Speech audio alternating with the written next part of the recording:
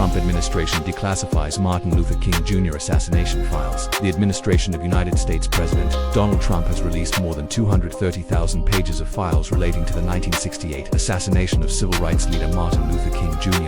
In a statement issued on Monday, Director of National Intelligence Tulsi Gabbard called the release unprecedented and cited the president's commitment to complete transparency.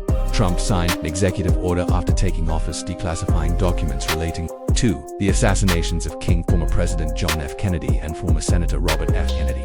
King's records had been under a court-imposed seal since 1977, when the FBI first gathered them and turned them over to the National Archives and Records Administration.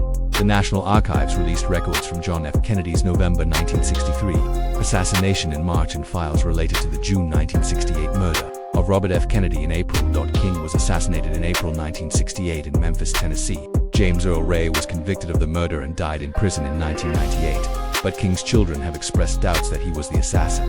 His family, including his two living children, Martin 367 and Bernice 62, were given advance notice of the release and had their own teams reviewing the records ahead of the public disclosure. Those efforts continued even as the government unveiled the digital trove. In a lengthy statement released on Monday. The King children called their father's assassination a captivating public curiosity for decades, but the pair emphasized the personal nature of the matter and urged that these files must be viewed within their full historical context. During his lifetime, the civil rights leader had been the target of an invasive, predatory, and deeply disturbing disinformation and surveillance campaign orchestrated by then FBI Director J. Edgar Hoover.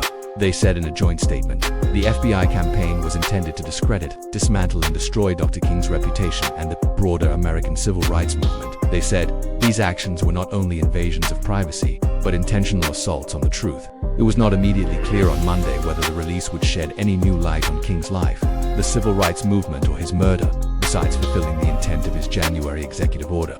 The latest release serves as another alternative headline for Trump as he tries to mollify supporters angry over his administration's handling of records concerning the sex trafficking investigation of Jeffrey Epstein, who killed himself behind bars while awaiting trial in 2019 during Trump's first presidency. Trump last Friday ordered the Department of Justice to release the grand jury testimony, but stopped short of unsealing the entire case file. On social media, users accused the administration of releasing King's files as an attempt to distract from criticisms over its handling of the Epstein files. Bernice King and Martin Luther King III did not mention Trump in their statement on Monday. As of late Monday afternoon, the administration had not commented on the release. The King records were initially intended to be sealed until 2027, until Justice Department lawyers in June asked a federal judge to lift the sealing order ahead of its expiration date.